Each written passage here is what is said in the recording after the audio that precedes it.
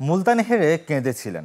২১ বছর ধরে বুকের ভেতর জমিয়ে রাখা কষ্ট হালকা হলো রাওয়ালপিন্ডিতে পরবর্তী প্রজন্মের অর্জনে। খালেদ মাহমুদ এখন নির্ভার, আর খালেদ মাসুদ কৃতিত্ব দিলেন পুরো দলকে। 2003 সালের কথা, মুলতান টেস্ট হেরে খালেদ মাহমুদের কান্নার এই ছবিটা দেশের ক্রিকেটের আইকনিক এক দৃশ্য। এখনো যা স্মৃতির পাতায় উঁকি দেয়। মুলতান থেকে রাওয়ালপিন্ডি, ২১ বছর পর সেই জ্বালা কিছুটা হলেও জুড়িয়েছে খালেদ মাহমুদের।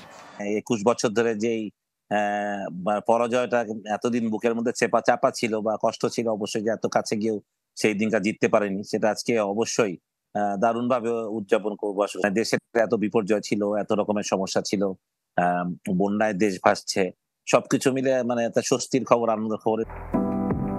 সেদিন আম্পায়ারের একাধিক সিদ্ধান্ত ছিল প্রশ্নবিদ্ধ, গিয়েছিল পাকিস্তানের পক্ষে। রিভিউ থাকলে ফল অন্যরকম হতে পারত, দাবি ওই ম্যাচের অধিনায়ক আর 7 উইকেট নিয়ে সেরা পারফর্মার খালেদ মাহমুদের।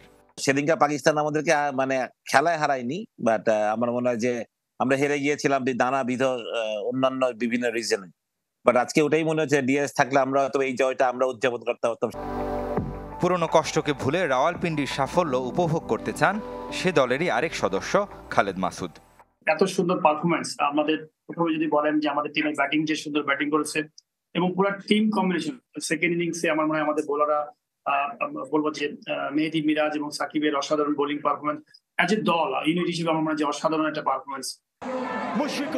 সাবেক 2 অধিনায়কের চোখে কৃতিত্ব পুরো দলের।